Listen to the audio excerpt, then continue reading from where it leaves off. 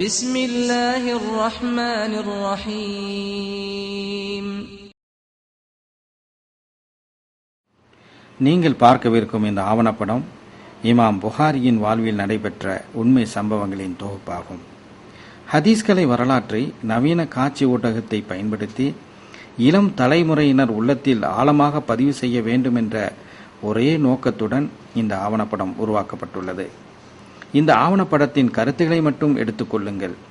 இப்படத்தில் நடிப்பவர்களே கண்ணியத்திற்குரிய இமாம் புகாரி, இமாம் முஸ்லிம், இமாம் அஹ்மத் பின் ஹம்பல் மற்றும் இதர இமாம்களுடன் இணைத்து பார்க்காதீர்கள்.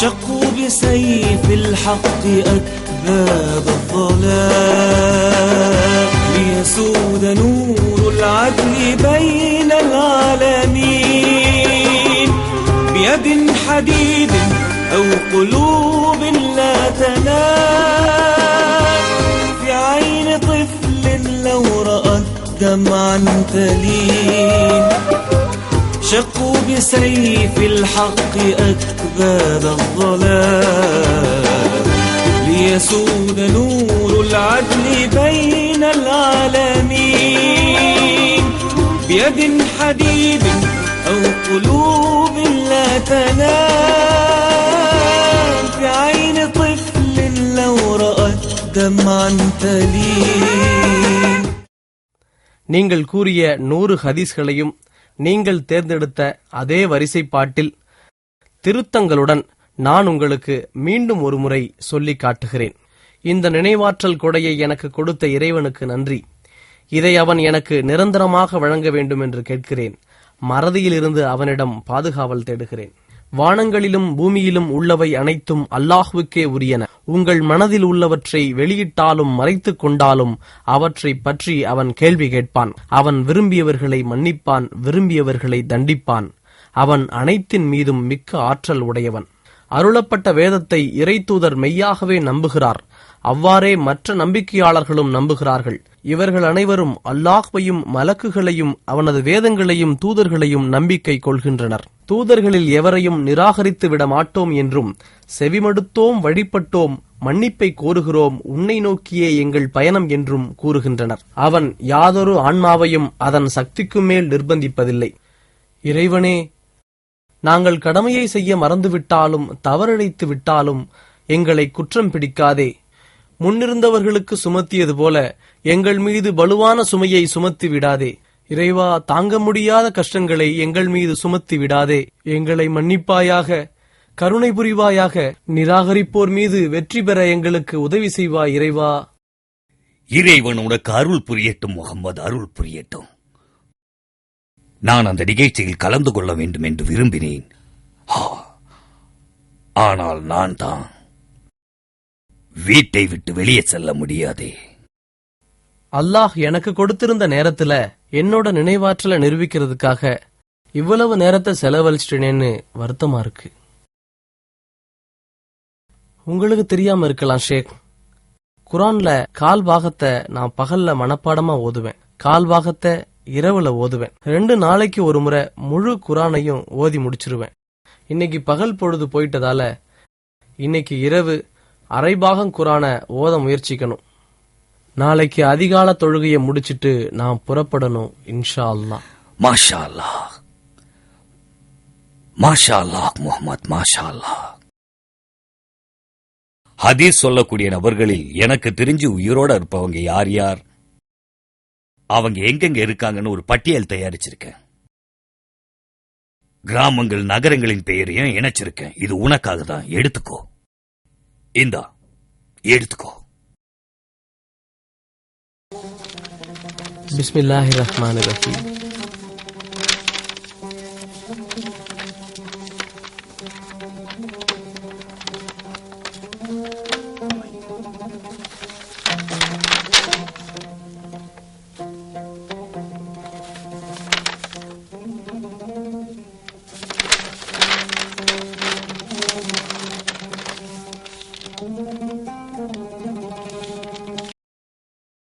இறைவன் நாட்டத்தால என் மனசுல பதிஞ்சிடுச்சு. இவ்வளவு சீக்கிரமாவா? மாஷா அல்லாஹ், மாஷா அல்லாஹ். எல்லா புகழும் இறைவனுக்குத்தான். இந்த ஆற்றலை எனக்கு கொடுத்த இறைவனுக்குத்தான் நன்றி சொல்லணும். புகாரி அவர்களை வென்று விடுவார் என்று எனக்கு முன்பே தெரியும். கலிஃபா அவர்களே, அவர் எல்லோரையும் ஆச்சரியப்பட வைத்து விட்டார்.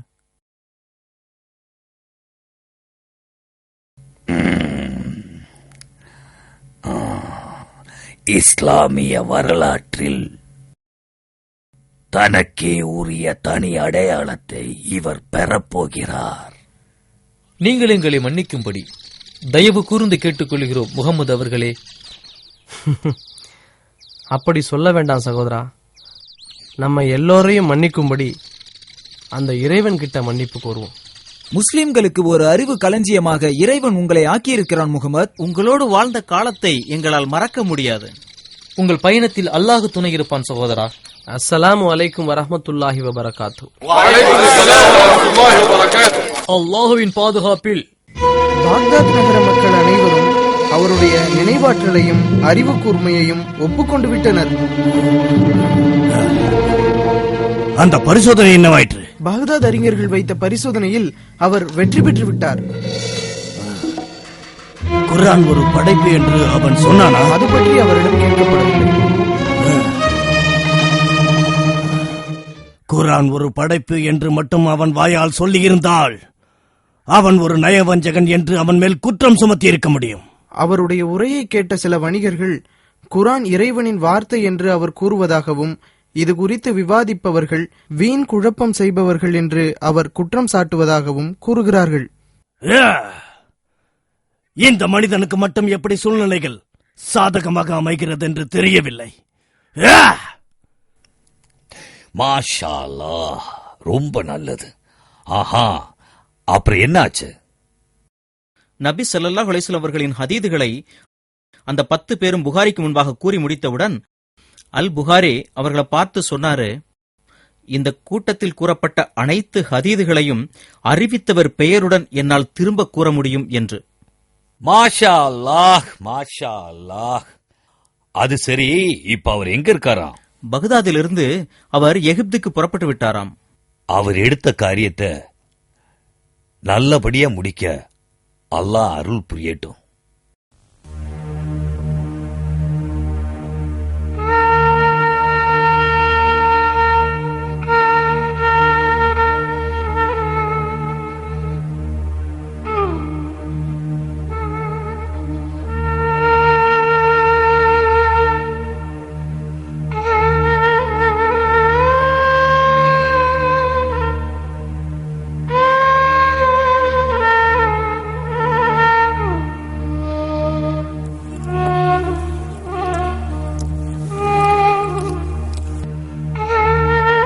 அஸ்ஸலாமு அலைக்கும் வரஹ்மத்துல்லாஹி வபரகாத்து. வஅலைக்கும் அஸ்ஸலாம் வரஹ்மத்துல்லாஹி வபரகாத்து. தமியாத்துங்கிற நகரத்தை தேடி நான் போய்கிட்டு இருக்கேன். தமியாத், நீங்க இப்ப சினாய் நகர்ல இருக்கீங்க. தமியாத் நகரங்கிறது இங்கிருந்து ரொம்ப தொலைதூரத்துல இருக்கு. நீங்க தயவு கூர்ந்து வழிகாட்ட முடியுமா? இதுதான் வழி. ஆனா ரொம்ப ஆபத்தானது. வனவிலங்குகள் அதிகம். நீங்க வணிகர் பாதையில் போங்க. அந்த வழியை நான் எப்படி கண்டுபிடிக்கிறது? இந்த மலைக்கு பின்னாடி ஒரு மணல் பாதை உங்களுக்கு தென்படும். அந்த வழியிலேயே போங்க, விட்டுறாதீங்க. உனக்கு ரொம்ப நன்றி சகோதரா. அப்படியே செய்யறேன் இன்ஷா அல்லாஹ். அஸ்ஸலாமு அலைக்கும் வரஹ்மத்துல்லாஹி வபரகாத்துஹு. وعليكم السلام ورحمة الله وبركاته.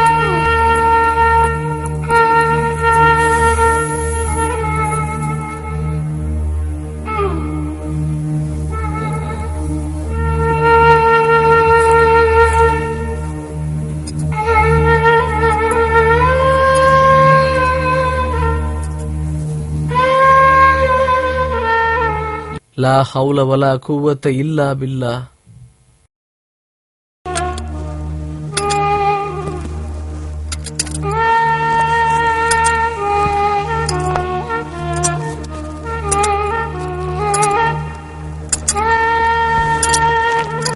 அல்ஹம்துலில்லாஹ், அல்ஹம்துலில்லாஹ். உணவும் தண்ணியும் சுத்தமா தீர்ந்து போச்சு.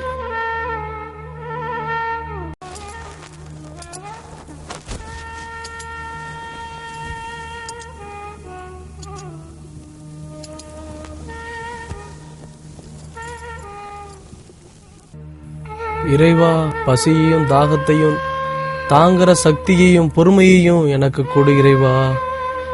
யா அல்லாஹ், யா அல்லாஹ், யா அல்லாஹ். யா அல்லாஹ், அவன் இப்ப எங்க இருக்கான்னு அந்த இறைவனுக்கு தாமா தெரியும். சில வியாபாரிங்க பாக்தாதுல அவனை பார்த்ததான்னு என்கிட்ட சொன்னியே. அவன் பாக்தாத்ல இருந்தும் கிளம்பி போயிட்டான்னு சொன்னாங்கம்மா. பணம் இல்லாம அவன் எப்படி வாழ்வானோ தெரியல. அவன் எங்க இருக்கான்னு தெரிஞ்சாலாவது இந்த வருஷ விளைச்சல்ல அவனுக்குரிய பங்கு அனுப்பி வைப்பேனே.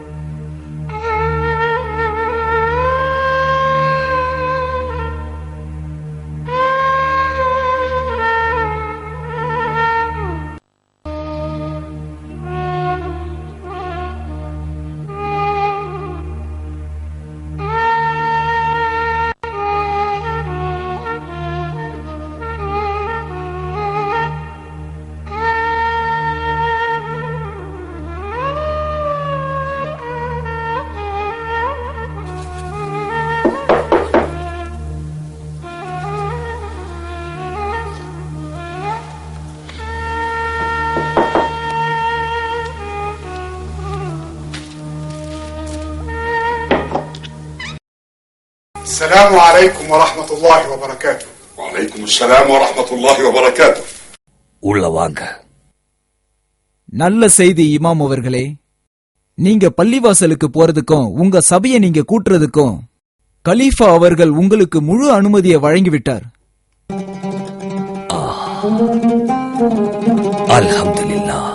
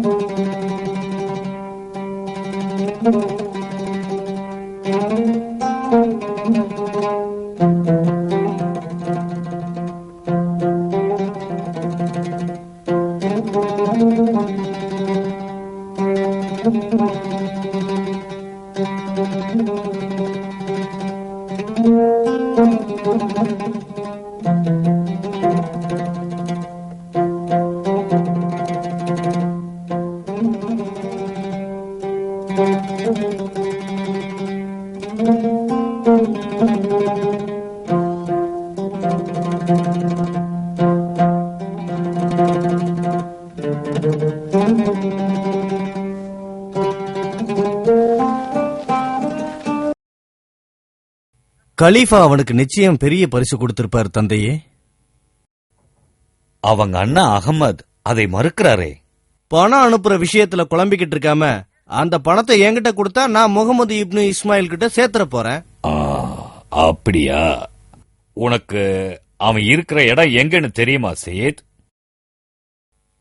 நான் கண்டுபிடிச்சிருவேன். நான் நிச்சயமா கண்டுபிடிச்சிருவேன் தந்தையே.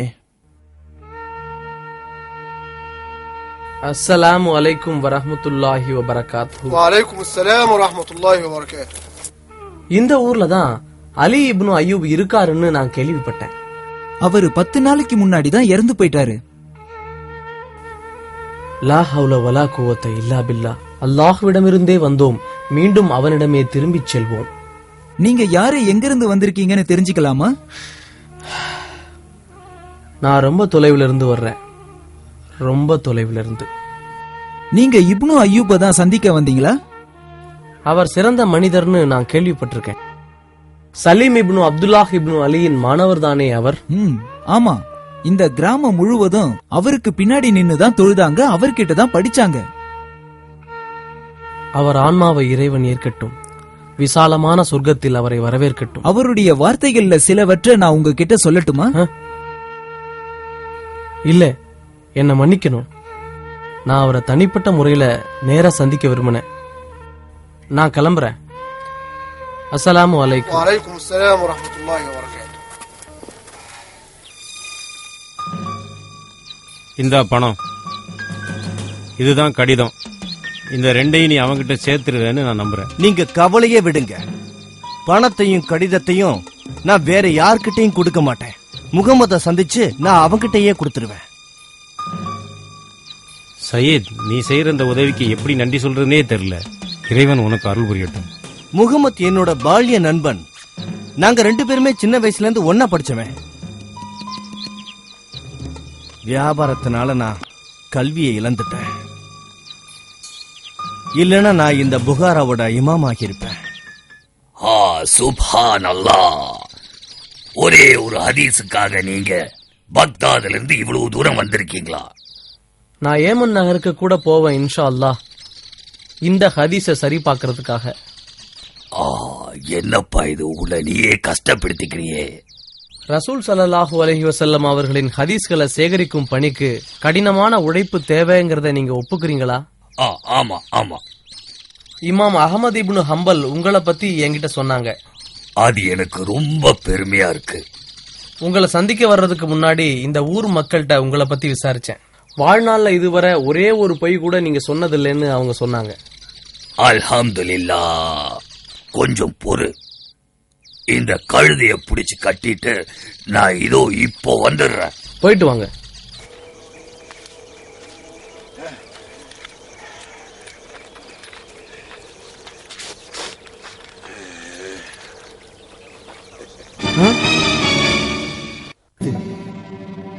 இதுல கோதுமை எதுவும் இல்லையே.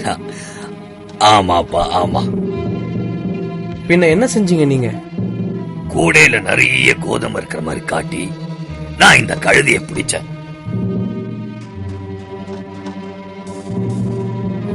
என்ன மன்னிக்கணும் சகோதரரே. விலங்குகள்கிட்ட பொய் சொல்ற உங்கள்ட்ட இருந்து ஹதீஸை ஏற்றுக்கொள்ள முடியாது. நான் இப்பவே கிளம்புறேன். உண்மையாகவா? அல் புகாரி இந்த நைசாப்பூரில் தான் இருக்கிறானா? இப்போ அவரு பெரிய பள்ளிவாசல்ல தான் இருக்காரு. அவருடைய உரையை கேட்க ஊர் மக்கள் அங்க கூடியிருக்காங்க. எனது அனுமதி இல்லாமலா? எனது அனுமதியை கூட பொருட்படுத்தாமல் அவர்கள் இப்படி செய்கிறார்களா? உணர்ச்சிசப்படாதீங்க உஸ்தாத். புகாரி பெரிய அளவுல புகழ் அடைஞ்சிட்டாரு. அந்த ரகசியம் தான் என்ன எப்படி புகழ் அடைந்தான் முஸ்லீம்? அவருடைய நினைவாற்றல், மொழி வளம், பேரறிவு. நீயும் அதே தகுதி படைத்தவன் தானே முஸ்லீம்? உனக்கு மட்டும் ஏன் பேரும் புகழும் கிடைக்கவில்லை? நீயும் தான் உமர் இப்னு இஜுதீன். உனக்கு ஏன் அந்த பேரும் புகழும் கிடைக்க கூடாது? தயவு செய்து உஸ்தாத், உங்க மாணவர்களையும் புகாரி கிட்ட பாடம் படிக்க அனுமதிங்க. நானும் அதைத்தான் விரும்புறேன் உஸ்தாத்.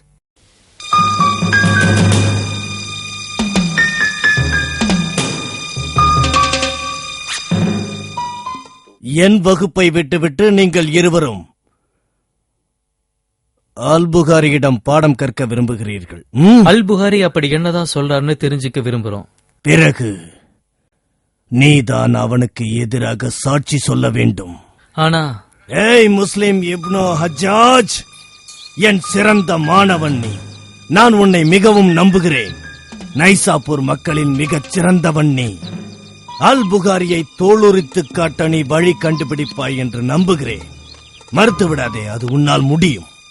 இறை தூதர் அவர்களின் ஏராளமான ஹதீதுகளை நீ மனப்பாடம் செய்து வைத்துள்ளாய்.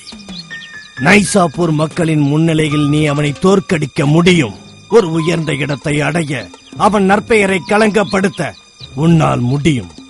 முஸ்லிம், நீ ஒரு நாள் நைசாப்பூரின் இமாமாக ஆவாய். அது நடக்கும். கலீஃபா உனக்கு ஏராளமான பரிசுகளையும் அன்பளிப்புகளையும் தருவார். அவன் யார்? அவன் கதை ஒரே அடியாக முடிந்துவிடும். உஸ்தாத், நீங்க ஒரு முறை கூட அவரை பார்த்ததில்ல. நீங்க ஏன் வந்து அவரோட கூட்டத்தில் கலந்து கொள்ளக்கூடாது? நானா? நான் அந்த புகாரியிடம் பாடம் கற்க வேண்டுமா? விவாதம் இல்லனா பரிசோதனைக்காவது? அது என் வயதுக்கு ஏற்ற செயலாக இருக்குமா? என்னை விட பல மடங்கு சிறியவனவன். உங்களில் ஒருவன்தான் விவாதத்திற்கு சரியான ஆள். அது முஸ்லீமாக இருக்கட்டும். இது பற்றி நன்றாக யோசித்துப் பார் முஸ்லீம். பெரிய பள்ளிவாசலுக்கு போகிறாய், அவன் உரையை செவிமடுக்கிறாய். விவாத மேடையில் அவனை எப்படி வாதத்தில் தாக்குவது என்பதை அறிந்து கொண்டு வா. அவனை பரிசோதிக்கும் நாள் வந்துவிட்டது. கடன் வாங்குவதும் அதனை திருப்பி செலுத்துவதும் என்ற பாடத்தில் அபூ ஹுரைரா ரலியல்லாஹு அன்ஹு அவர்கள் குறிப்பிடுகிறார்கள், இறைத்தூதர் நபி ஸல்லல்லாஹு அலைஹி வஸல்லம் அவர்கள் கூறினார்கள், கடன் வாங்கியவர் அதனை திருப்பிச் செலுத்த விரும்பினால் அல்லாஹ் அவருக்காக அந்த கடனை திருப்பிச் செலுத்துகிறான். அவர் வீண் விரயத்துக்காக அக்கடனை வாங்குவாரேயானால் அல்லாஹ் அவரை வீண் விரயமாக்குகிறான். இதன் அர்த்தம், ஒரு முஸ்லிம் கடன் வாங்கும் போது அதனை திருப்பி செலுத்த எண்ணுகிறான் என்று இறைவனுக்கு தெரியுமேயானால் இந்த உலகத்திலேயே அவன் கடனை அடைத்துவிட இறைவன் உதவுகிறான். அவன் கடனை அடைக்க எண்ணம் கொண்டிருந்து பணம் இல்லாத நேரத்தில் திடீரென்று இறந்துவிட்டால் அவனுக்காக அந்த கடனை மறுமையில் இறைவன் அடைக்கிறான். நற்காரியங்களுக்காக மறுமையில் அவன் அடையும் பலனை அது எந்த விதத்திலும் குறைத்து விடாது. அதே சமயம் வாங்கிய கடனை அவன் திருப்பி அடைக்க எண்ணவில்லை என்றால் இவ்வுலகத்திலும் சரி மறுமையிலும் சரி அதற்கான தண்டனையிலிருந்து தப்ப முடியாது. இந்த ஹதீஸ் அறிவுறுத்துவது என்னவென்றால், சரியான காரணமின்றி பிறரிடமிருந்து கடன் வாங்க வேண்டாம். அதேபோல் கடன் வாங்கும் நேரத்தில் அதனை திருப்பிச் செலுத்த வேண்டும் என்று எண்ண வேண்டும். இந்த ஹதீஸ் மேலும் வலியுறுத்துவது என்னவென்றால், நல்ல எண்ணம் கொண்டிருக்க வேண்டும், தீய எண்ணத்திலிருந்து விலகி இருக்க வேண்டும் என்பதுதான். இறைவன் அவனை வீணடிக்கட்டும் என்ற நபி ஸல்லல்லாஹு அலைஹி வஸல்லம் அவர்களின் வார்த்தையும் துவாவுக்கு இணையானது. அதிலும் குறிப்பாக வாங்கிய கடனை வீண் விரயம் செய்பவன் இறுதி தீர்ப்பு நாளின் தண்டனையிலிருந்து தப்ப முடியாது. அபூ சயீத் ரலியல்லாஹு அன்ஹு அவர்கள் அறிவிக்கிறார்கள், நபி ஸல்லல்லாஹு அலைஹி வஸல்லம் அவர்கள் கூறினார்கள்,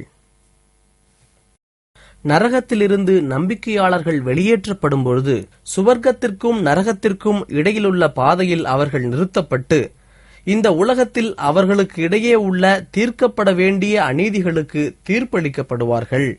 அங்கே அவர்கள் தூய்மையடைந்து முன்னேறிய பிறகுதான் சொர்க்கத்தில் நுழைய அனுமதி வழங்கப்படும்.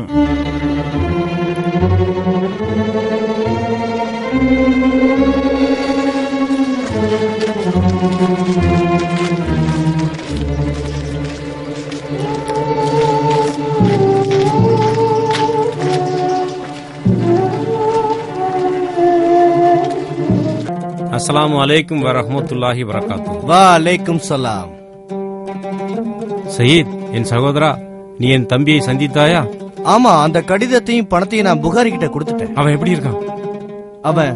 அவன் நல்ல சௌக்கியத்தோடையும் ஆரோக்கியத்தோடையும் அங்க வாழ்ந்துகிட்டு இருக்கான். மாஷா அல்லாஹ், மாஷா அல்லாஹ்.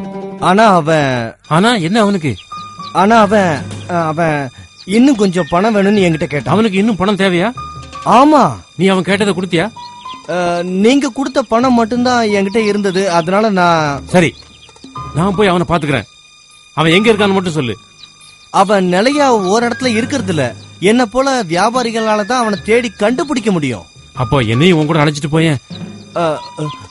உங்க அம்மா இருக்காங்களே, அவங்கள நீங்க தனியா விட்டுட்டு என் கூட வருவீங்களா? பயணத்துல வர சிரமங்கள்லாம் உங்களால தாக்கு பிடிக்க முடியாது. சரி, நாளைக்கே உனக்கு 10,000 திர்ஹம் கொண்டு தர்றேன். நீ பத்திரமா அவங்ககிட்ட கொண்டு போய் சேர்த்துரு.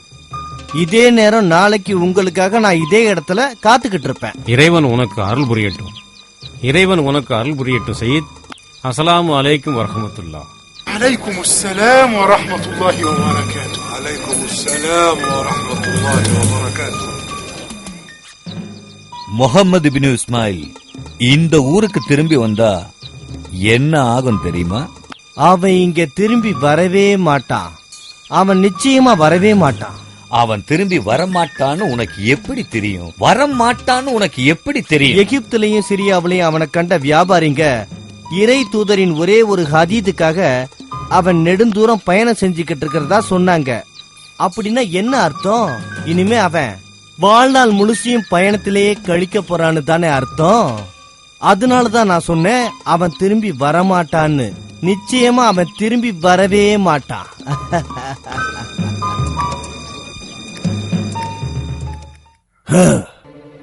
சொல்லு முஸ்லீம், அவனிடம் நீ கண்டது என்ன? அல் புகாரி பல விஷயங்கள் அருள் செய்யப்பட்டிருக்கிறார். அவர்கிட்ட இருக்கிற நீதி, நினைவாற்றல், ஆடம்பரம் இல்லாத கட்டுப்பாடான வாழ்க்கை, அவருடைய கருத்துக்கள் எல்லாம் அவர் மேல அன்பையும் ஈர்ப்பையும் ஏற்படுத்துது. நைசாப்பூர் மக்கள் அனைவரும் அவன் உரையை கேட்க சென்று விட்டார்கள். பெண்களும் குழந்தைங்களும் தான் பாக்கி. ஏன் எல்லோரும் இப்படி செய்கிறார்கள்? என்னுடைய சபையை விட்டுவிட்டு ஏன் அந்த அந்நியன் உரையை கேட்கிறார்கள்? இறைவன் சொன்ன வார்த்தைகள்ல சில எனக்கு இப்பதான் புரியுது உஸ்தாத். பிஸ்மில்லாஹிர் ரஹ்மானிர் ரஹீம். யார் நம்பிக்கை கொண்டு நல்ல காரியங்கள் செய்யறாங்களோ அவர்களுக்கு இடையே அல்லாஹ் பாச பிணைப்பை ஏற்படுத்தி விடுகிறான்.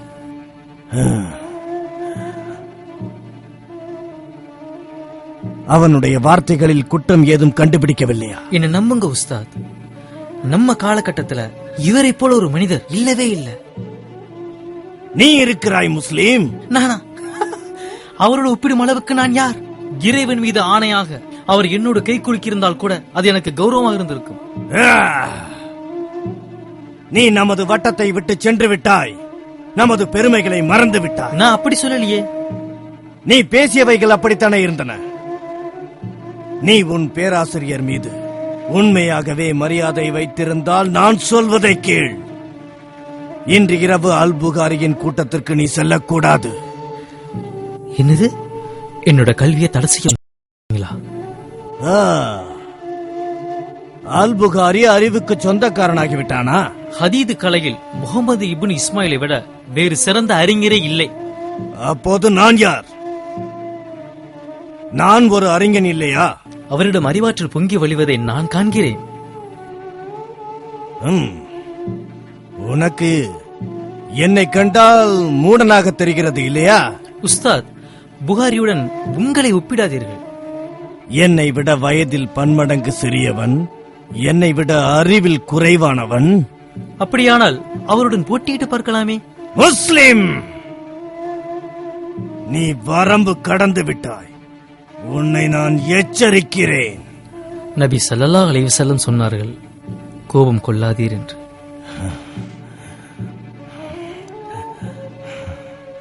இனியும் நீ இங்கு நிற்க வேண்டாம், போய்விடு. நான் உங்க மேல பரிதாபப்படுறேன். நான் உன்னை போய்விடச் சொன்னேன். போய்விடு.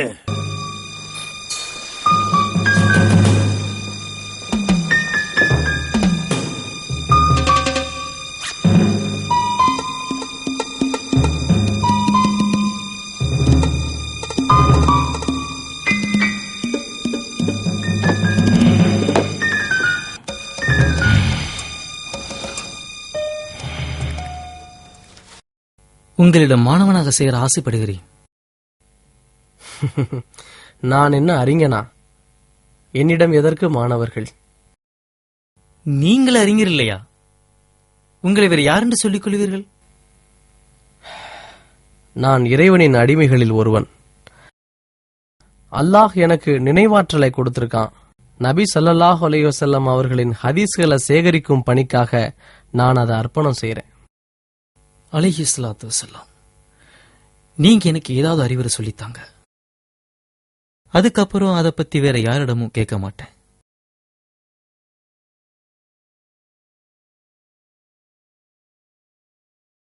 நபி ஸல்லல்லாஹு அலைஹி வஸல்லம் அவர்களின் ஒரு ஹதீதை நீங்கள் மனப்பாடம் செய்ய விரும்பினால் உங்கள் வாழ்க்கையில் முதலில் அதை நீங்கள் கடைபிடிக்க வேண்டும். நீங்க அப்படித்தான் செய்றீங்களா? இறைவனுக்கே எல்லா புகழும், இறைவனுக்கே எல்லா புகழும். என் வாழ்க்கையில் நான் முதலில் கடைபிடிக்காமல் இறை தூதரின் ஹதீஸ்களில் ஒன்றை கூட நான் எழுதி வைத்ததில்லை. இறை பொருத்தத்துக்காக நான் உங்களை நேசிக்கிறேன்.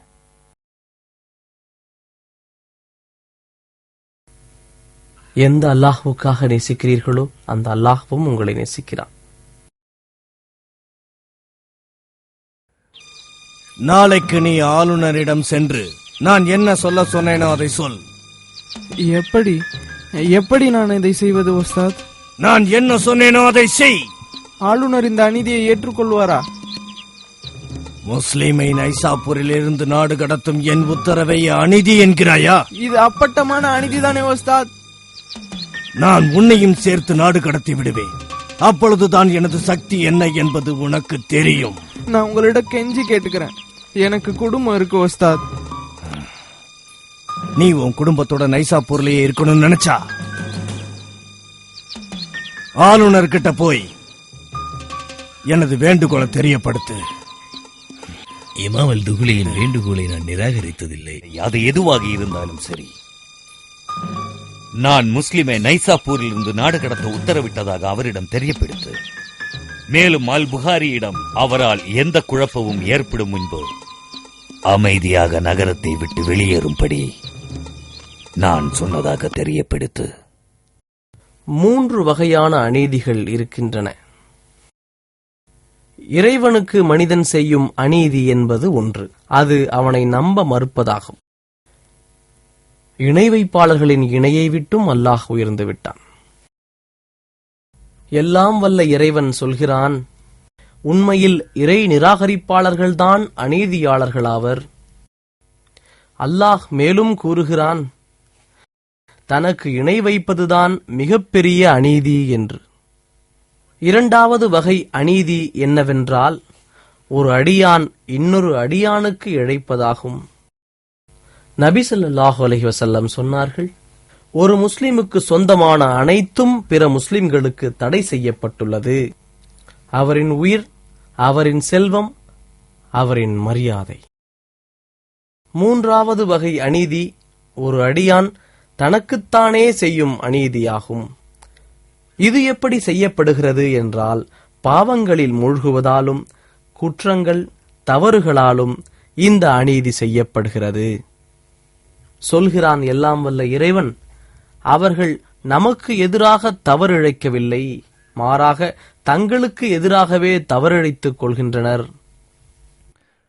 சொல் புகாரி, சக மனித பொறாமை சண்டை பற்றி அபு ஹுரைராவின் அறிவிப்புக்கும் அனஸ் இப்னு மாலிக்கின் அறிவிப்புக்கும் என்ன வித்தியாசம் என்று உன்னால் சொல்ல முடியுமா? இவர்தான் எங்க உஸ்தாத் அஹமது இப்னு இஹ்யா அல் துஹுலி. தங்கள் வரவு நல்வரவாகட்டும் இமாம் அவர்களே. அமருங்கள். நீதான் அந்நியன், உன்னை வரவேற்பதுதான் என் கடமை. நீ என்னை வரவேற்க வேண்டிய அவசியமில்லை. உங்களை சந்திப்பதே எனக்கு பெருமைதான். என் கேள்வியை விட்டு நீ நழுவ வேண்டாம். இது என்னிடம் தெரிந்து கொள்ள கேட்கிறீர்களா, இல்லை சோதித்து பார்க்க கேட்கிறீர்களா? உன்னிடம் கற்றுக்கொள்ளவா நான் கேட்டேன்? அல்லாஹ் அருள் புரியட்டும். நீங்கள் இங்கு புகழ்பெற்ற பேரறிஞர்களில் ஒருவர். கேள்வியில் இருந்து நீ நழுவ வேண்டாம். இந்த பொதுமக்கள் முன்பு நீ அதற்கு பதில் சொல். அல்லது 2 ஹதீதுகளில் நீ ஏதேனும் ஒன்றை மறந்து விட்டாயா? இறைவனின் கிருபையினாலும் அவனுடைய அளவற்ற இரக்க குணத்தினாலும் நான் கேள்விப்பட்ட இறைத்தூதரின் ஹதீஸ்கள் இன்னும் நன்றாக நினைவிருக்கின்றன. சரி, இந்த 2 ஹதீதுகளை பற்றி நீ என்ன சொல்கிறாய்? இரண்டுமே உண்மையானவைதான். அவற்றின் உண்மை தன்மையை நான் சிரியா, ஏமன், ஈராக், எகிப்து ஆகிய நகர மக்களிடம் சரிபார்த்து விட்டேன். அனஸ் இப்னு மாலிக் ரலியல்லாஹு அன்ஹு அவர்களின் ஹதீஸில் நான் கண்டது, நபி ஸல்லல்லாஹு அலைஹி வஸல்லம் அவர்கள் கூறினார்கள், ஒருவருக்கொருவர் ஏசாதீர்கள், பொறாமை கொள்ளாதீர்கள், ஒருவருக்கொருவர் சண்டையிட்டுக் கொள்ளாதீர்கள், இறைவனின் அடியார்களாக இருங்கள். ஒரு முஸ்லிம் சக முஸ்லிம் சகோதரனை 3 நாட்களுக்கு மேல் புறக்கணிக்க கூடாது. அபு ஹுரைரா ரலியல்லாஹு அன்ஹு அவர்கள் கூறியதும் நபி ஸல்லல்லாஹு அலைஹி வஸல்லம் அவர்களின் ஹதீதே ஆகும். சந்தேகத்திடமிருந்து எச்சரிக்கையாயிருங்கள், ஏனென்றால் அது பொய்யை விட கேவலமானதாகும். ஒட்டு கேட்காதீர்கள், துருவி துருவி பார்க்காதீர்கள், பொறாமை கொள்ளாதீர்கள், ஏசிக் கொள்ளாதீர்கள், சண்டையிடாதீர்கள், சகோதரத்துவத்தை பேணி இறைவனின் அடிமைகளாயிருங்கள்.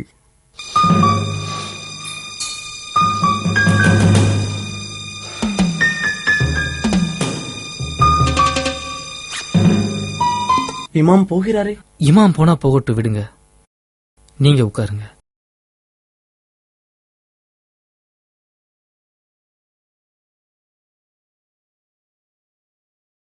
லா ஹவுல வலா குவத்த இல்லா பில்லாஹ். உங்களுடைய கல்வி அறிவை குறித்து எனக்கு எந்த சந்தேகமும் இல்லை. உங்கள் நினைவாற்றல், மார்க்கப்பற்று, உங்கள் நீதி, உங்கள் மொழிவளம் எல்லாவற்றையும் அறிஞர்கள் அங்கீகரிக்கிறார்கள். ஆனால் இது ஒரு வீண் குழப்பம். இந்த வீண் குழப்பம் உங்களால் ஏற்பட்டு விடுமோ என்று நான் பயப்படுகிறேன் புகாரி. வீண் குழப்பம்? அதுவும் என்னால்? நைசாப்பூர் மக்களை நீங்கள் கவர்ந்து விட்டீர்கள். சந்தைகள், வயக்காடுகள், தொழிற்சாலைகள் எல்லாத்தையும் விட்டுவிட்டு உங்கள் வீட்டின் முன் அமர்ந்திருக்கிறார்கள். வீட்டிலிருந்து பள்ளிவாசலுக்கு நீங்கள் புறப்பட்டால் புடை சூழ்ந்து உங்கள் பின்னாலேயே வருகிறார்கள். உங்களை பார்க்க வந்த இடத்தில் கூட்ட நெரிசலில் சிக்கி ஒரு முதியவர் இறந்த செய்தி உங்களுக்கு தெரிஞ்சிருக்காது. லா ஹவுல வலா குவத்த இல்லா பில்லாஹ்.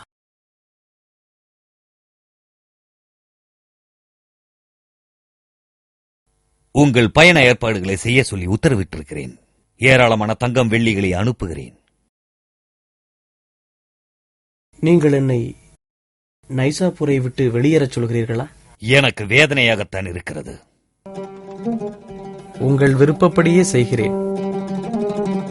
ஆனால் நீங்கள் என்னை தனியாக வெளியேற அனுமதிக்க வேண்டும். ஏன்? நீங்கள் அனுப்பும் வாகனம் எனக்கு தேவையில்லை.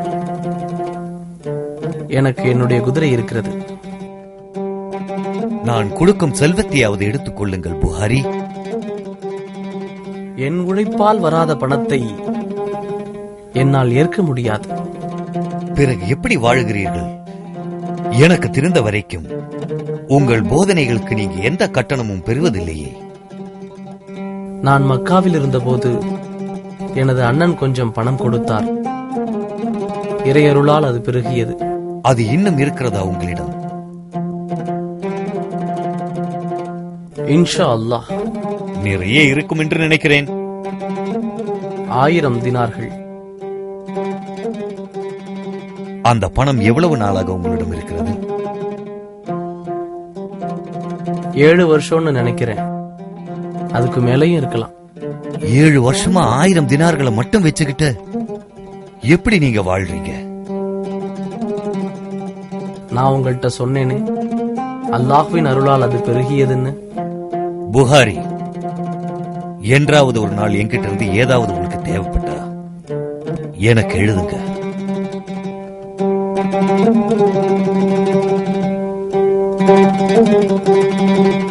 சரி, இது உங்ககிட்ட யார் சொன்னது? நைசாப்பூர்ல இருந்து இன்னைக்கு வந்த வியாபாரிங்க தான் சொன்னாங்க. முகமது பின் இஸ்மாயில் புகாராக்கு திரும்பி வர போறாரா? ஆமா. அப்படின்னா நீ என்ன பண்ணுவியோ எனக்கு தெரியாது. 25,000 தினார்களை நீ உடனே தயார் செய்யணும். அவங்க அண்ணா அகமது கிட்ட இருந்து அந்த பணத்தை நீ கை நீட்டி வாங்கினல்ல? இல்ல, அந்த பணத்தை நான் திருப்பி தர மாட்டேன். அந்த பணம் எனக்கு சேர வேண்டியது. உனக்கு சேர வேண்டியதா? ஆமா. நான் படிப்ப பாதியிலே விட்டதுக்கு அவன் தான் காரணம், தெரியும்ல. அப்படி மட்டும் நடக்காம இருந்திருந்தா நானும் இந்நேரம் புகழ்பெற்ற அறிஞர்கள் வரிசையில இருந்திருப்பேன். ஆளுநரும் இளவரசரும் எனக்கு நிறைய தந்து என்னை செல்வந்தராக்கி இருப்பாங்க. அவர் திரும்பி வரும்போது அவருடைய முகத்துல நீ எப்படி முழிப்ப? நான் அவனை சந்திக்க மாட்டேன். என்ன சொல்ற? என் வியாபாரத்தோட வெளியூருக்கு போயிடுவேன். ஊரை விட்டு ஓட போறியா? என் வியாபாரத்தை வெளியூர்ல ஆரம்பிக்க போறேன்னு சொன்னேன். ஆனா புது வியாபாரத்தையும் புது வாழ்க்கையையும் நான் அங்க தொடங்கறதுக்கு எனக்கு 25,000 தினார் இருந்தாலே போதும். அப்ப நான் என்னடா பண்ணுவேன்? நீங்களும் வேணா என்னோட வந்துருங்க. இல்லடா, புகாராவை விட்டுட்டு என்னால வர முடியாதடா மகனே. ஏன் அப்படி சொல்றீங்க? சைத், புரிஞ்சுக்கடா. இது ஏன் நாடு, என்னோட சொந்த மண்ணு. நான் இங்கதான் வாழுவேன். நான் இறந்தா என்னை இங்கதான் அடக்கம் செய்யணும். அப்பா, நீ எந்த நாட்டுக்கு வேணும்னாலும் போ, என்ன இங்கே விட்டு. நீ இங்கே இருக்கணும்னு விரும்பினா அவங்க கிட்ட இருந்து வாங்கின பணத்தை நீ திருப்பி கொடுத்துற. இல்ல, அது நடக்காது. நான் நைசாப்பூருக்கு போக போறேன். ஆமா, நைசாப்பூருக்கு. அங்கதான் அவனால உள்ள வர முடியாது. இந்த விஷயத்தெல்லாம் அங்க போயிட்டு வந்த வியாபாரிங்க தான் எனக்கு சொன்னாங்க. இது நான் செஞ்ச தப்புதான். நான் உயிரோட இருந்தும் கூட உன்னை ஒழுங்கா வளர்க்கறதுல தோத்துட்டேன். ஆனா இஸ்மாயில் தான் இறந்து போயிட்டாலும் பிள்ளைங்களை வளர்க்கறதுல வெற்றி அடைஞ்சிட்டார். இந்த மாதிரி ஒரு இளைஞன் உருவாகிறது நமக்கு ஆபத்துன்னு உங்களுக்கு எல்லாம் தெரியாது. நம்பிக்கையாளர்களின் இளவரசர் கலீஃபா அல் முகுத்தசிமிடம் உன்னை ஒரு செய்தியுடன் அனுப்புகிறேன். குர்ஆன் படைப்பா என்ற விவாதத்தில் இந்த மனிதனை பரிசோதிக்க அழைக்க வேண்டும்.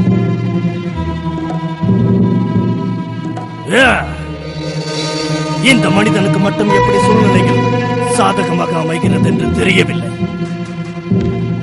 ஏய் முஸ்லிம் இப்னு ஹஜ்ஜாஜ், என் சிறந்த மாணவன் நீ. நான் உன்னை மிகவும் நம்புகிறேன். நைசாப்பூர் மக்களின் மிகச் சிறந்தவன் நீ. அல் புகாரியை தோலுரித்து காட்ட நீ வழி கண்டுபிடிப்பாய் என்று நம்புகிறேன். இனியும் நீ இங்கு நிற்க வேண்டாம், போய்விடு. நான் உன்னை போய்விடச் சொன்னேன். முஸ்லிமை நைசாப்பூரில் இருந்து நாடு கடத்தும் என் உத்தரவை அநீதி என்கிறாயா? இது அப்பட்டமான அநீதிதானே உஸ்தாத்? நீதான் அந்நியன். உன்னை வரவேற்பதுதான் என் கடமை. நீ என்னை வரவேற்க வேண்டிய அவசியமில்லை.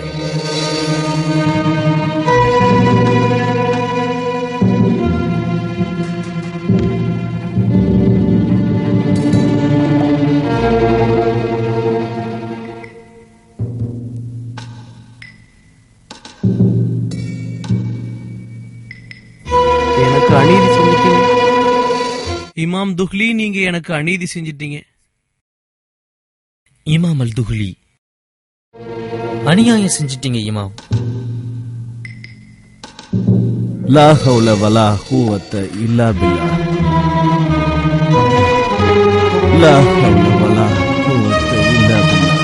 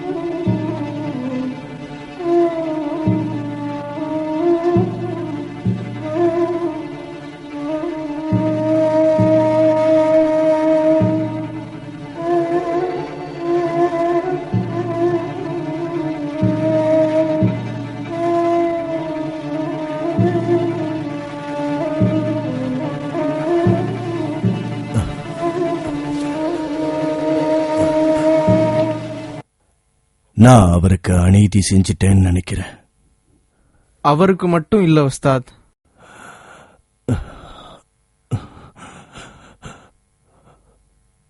முஸ்லீம சொல்றியா? என்னையும் சேர்த்துத்தான். எனக்கும் அநீதி செஞ்சிட்டீங்க. என் சகோதரனுக்கு மட்டுமல்ல, எனக்கு நானே தீங்கு செய்ய வச்சிட்டீங்க. நாம இத சரி செஞ்சாகணும் உமர். எப்படி செய்ய முடியும்? நான் உடனே ஆளுநர் கிட்ட போக போறேன். புகாரிக்கு என்ன செய்ய போறீங்க? அல் புகாரிக்கு நைசாப்பூர் அறிஞர்கள்லாம் கையெழுத்து போட்ட ஒரு கடிதத்தை நான் அனுப்ப போறேன். அவருடைய அறிவுக்கும் சேவைக்கும், அவர் சேகரிச்சு வச்சிருக்கிற ஹதீசுகளுக்கும் நன்றியையும் மரியாதையும் நாம அந்த கடிதத்துல எழுதி அனுப்பணும். ஏன் இத முன்னாடியே புகாரி இங்க இருந்தப்பவே ஏன் செய்யல உஸ்தாத்? அப்பவே இத செஞ்சிருக்கலாமே.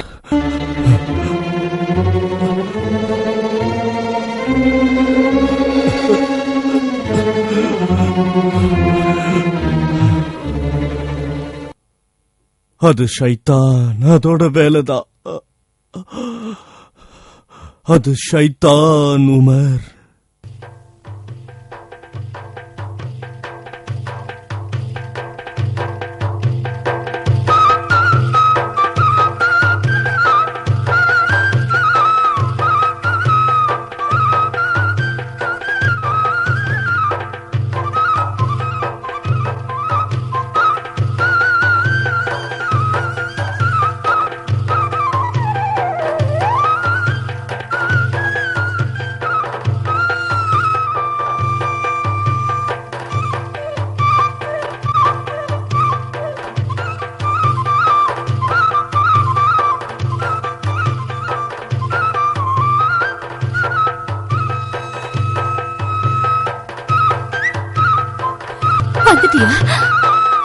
மகனே, இறைவனுக்கு தான் தெரியும். நான் புகாராவுக்கு திருப்பி வந்ததே நீங்க எப்படி இருக்கீங்கன்னு பாத்துட்டு போகத்தாமா. இனிமே நீ இங்கே இருந்திருப்பா. என் காதுல விழுறது உண்மையா தம்பி? நீ மறுபடியும் பயணம் போக முடிவு பண்ணிருக்கியா? ஹதீஸ்களை தேடிய என்னோட பயணத்தை நான் இன்னும் நிறைவு செய்யணுமே.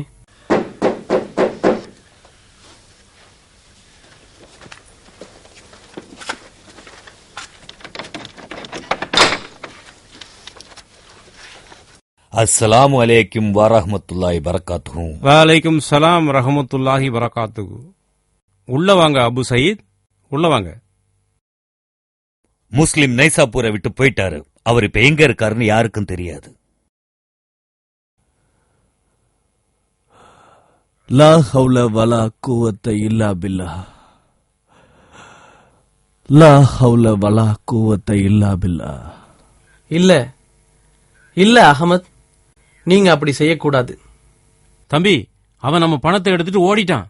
ஆனா நான் நினைச்சுக்கிட்டு இருந்தேன் பணம் உன்கிட்ட சேர்ந்துருச்சுன்னு. அவன் தந்தையே நம்ம வீட்டுக்கு வந்து மன்னிப்பு கேட்டிருக்காரு இல்லையா? இருந்தாலும் நீ அவனை சும்மா விடக்கூடாது தம்பி. மன்னிக்கிற குணம் எங்க போச்சுன்னா, சகிப்புத்தன்மை உடையவங்களை அல்லாஹ் நேசிக்கிறான். எனக்கு அந்த பணம் கிடைச்சிட்டதா நினைச்சுக்கோங்க.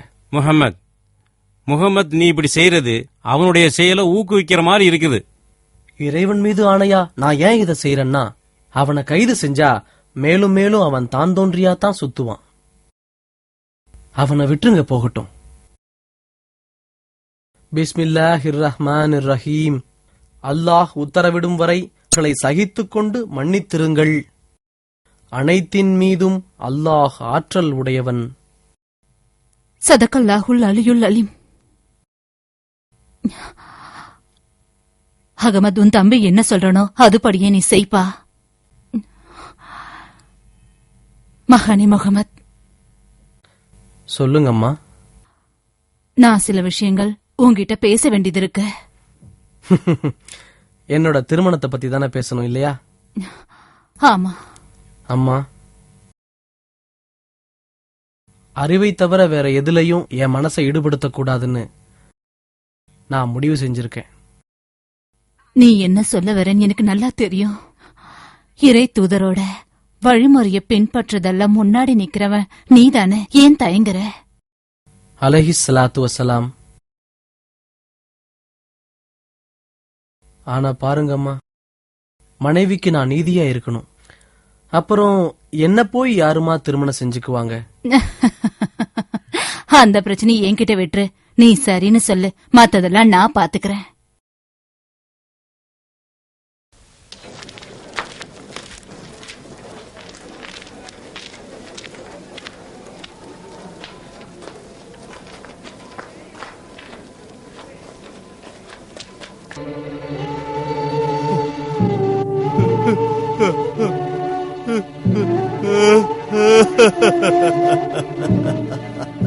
மகனே, மகனே, உனக்கு என்ன ஆச்சு? தோல்வியும் நஷ்டமும் என் கூடவே வருது. நான் என்ன பண்றது? லா ஹவுல வலா குவத்த இல்லா பில்லாஹ். இந்த ஒரே ஒரு துணி மட்டும்தான் என்கிட்ட மிச்சம் இருக்கு. அல்லாஹ் ரொம்ப பெரியவன். அல்லாஹ் ரொம்ப பெரியவன். நான் இனிமே என்ன பண்ண போறேன்னு தெரியலையப்பா. சுப்ஹானக யா அல்லாஹ், சுப்ஹானக யா அல்லாஹ். மத்தவங்க பொருளை அநியாயமா அபகரிக்க நினைச்சா இப்படிதான். அல்லாஹ் ரொம்ப பெரியவன். அல்லாஹ் ரொம்ப பெரியவன்.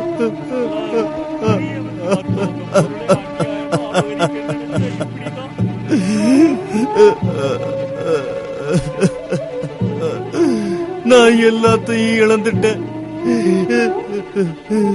எல்லாத்தையும் இழந்துட்டேன்,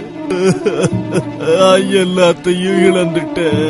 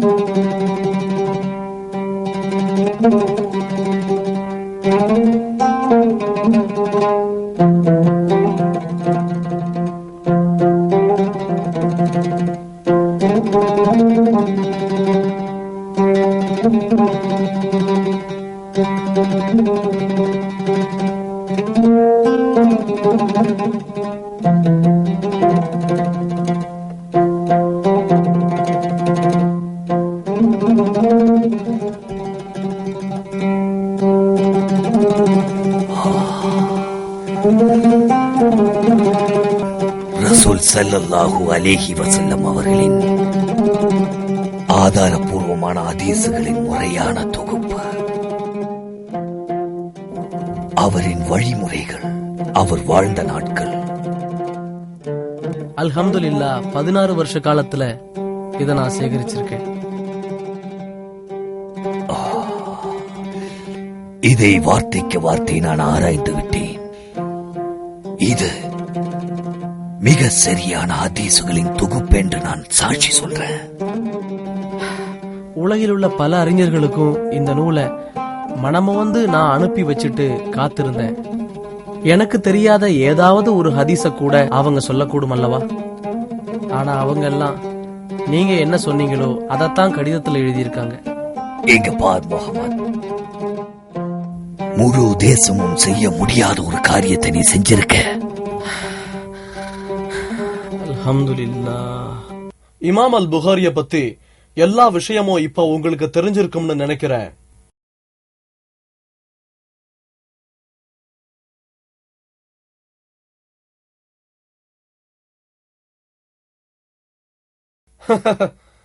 என்ன டாக்டர் முர்த்ததா, ஏன் அமைதியா இருக்கீங்க? அல் புகாரி ஹதீஸ் நூலை வாசிக்க சொல்லி பொதுமக்களுக்கு வேண்டுகோள் விடுத்து புது கட்டுரை ஒண்ணு எழுத நினைச்சிருக்கீங்களா?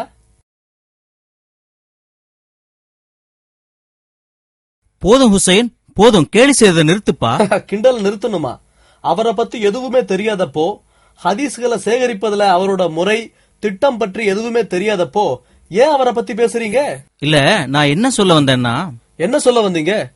சொல்லுங்க. இல்ல, ஒண்ணு இல்ல. நீங்க செஞ்சிருக்கிறது எவ்வளவு ஆபத்தானதுன்னு உங்களுக்கு தெரியாது. நம்ம நாளிதழ் ஒரு நாளைக்கு 2 லட்சம் பிரதிகள் வெளியாகுது. 2 லட்சம் வீடுகளுக்கு போய் அந்த மக்கள் எல்லாம் அதை பத்தி பேசுவாங்க. வாய் பிரச்சாரத்திலேயே அது இன்னும் 2 லட்சம் மக்கள்கிட்ட பரிமாறப்படும். அப்படியே அது பல லட்சம் மக்கள்கிட்ட போய் சேர்ந்துரும். மக்கள் மனச நீங்க எந்த அளவுக்கு குழப்பி இருக்கீங்க? பயங்கரமான பாதிப்பு இல்லையா இது? போதும் விடுப்பா ஹுசைன்.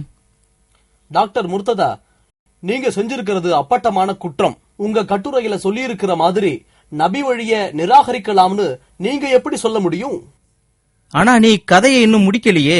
நைசாப்பூர்ல இருந்து நாடு கடத்தப்பட்ட முஸ்லிம் என்ன ஆனார்னு சொல்லலையே.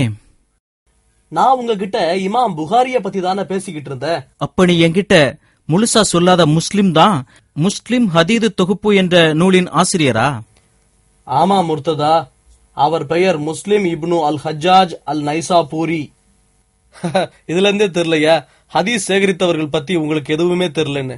நீ சொல்றத உறுதிப்படுத்துறதுக்கு ஒரே ஒரு மேற்கோளை கூட இதுவரை நீ என்னிடம் சொல்லல. உண்மையாவ சொல்றீங்க? ஒரு மேற்கோள் என்ன, நான் உங்களுக்கு 50 மேற்கோளை கூட காட்ட தயாரா இருக்கேன். ஆனா அவற்றெல்லாம் படிச்சு நீங்க புரிஞ்சுக்கிறது தான் முக்கியம். முதல்ல நீங்க இஸ்லாமிய வரலாறு என்ற நூலை படிங்க. அதுக்கப்புறம் இமாம் அல் தஹபி எழுதிய உன்னத மனிதர்களின் வாழ்வியல் உண்மைகள் என்ற நூலை படிங்க. இமாம் அல் தஹபிய பத்தி கண்டிப்பா உங்களுக்கு தெரிஞ்சிருக்க வாய்ப்பில்லை. இமாம் ஷம்ஷல் தீன் அல் தஹபி தான் உயர்ந்த மனிதர்களின் வாழ்க்கையும் மற்றும் மாபெரும் பாவங்களும் என்ற நூலின் ஆசிரியர். சமூகத்தில் உயர்ந்த மனிதர்களின் பண்புகள் என்ற நூலையும் நீங்க படிக்கணும். இப்னு அல் கௌசி என்பவர் தான் இந்த நூலோடைய ஆசிரியர். இதை விட ரொம்ப ரொம்ப முக்கியமான இன்னொரு நூலும் இருக்கு, அதை நான் உங்களுக்கு சொல்ல மறந்துட்டேன். அது போதும்பா ஹுசைன். ஆதார நூல்களை பத்தி நீங்க தானே கேட்டீங்க? இல்ல, முஸ்லிம பத்தி நீ எனக்கு சொல்லணும்னு விரும்புறேன். நீங்க இமாம் புகாரிய பத்தி இன்னைக்கு எழுதின கட்டுரையில சொன்னதையெல்லாம் முதல்ல திருத்துங்க, பிறகு சொல்றேன். அது சரி, ஆனா நான் என்ன எழுதணும்? மக்களிடம் மன்னிப்பு கேளுங்க. மன்னிப்பு கேட்கறது என்ன பாவமா? உங்களுக்கு இமாம் புகாரிய பத்தி எதுவுமே தெரியலைன்னு சொல்லுங்க. தவறான கருத்துக்களை உள்வாங்கி இதை எழுதிட்டேன்னு சொல்லுங்க. நீங்க எழுதின கருத்தை எல்லாம் வாபஸ் வாங்கிக்கிறேன்னு சொல்லுங்க. இதுக்கு அப்புறமும் கூட மக்கள் என்ன நம்புவாங்கன்னு நீ நினைக்கிறியா? இல்ல, மாறாக உங்களுடைய நேர்மையை மக்கள் உணர்ந்தாங்கன்னா உங்க மேல உள்ள நம்பிக்கை தான் அதிகரிக்கும். நான் கிளம்புறேன். முஸ்லிம பத்தி எப்ப சொல்லுவ? உங்க புது கட்டுரையை படிக்கிற வரை முஸ்லிம பத்தி நான் சொல்ல மாட்டேன். ஓகே?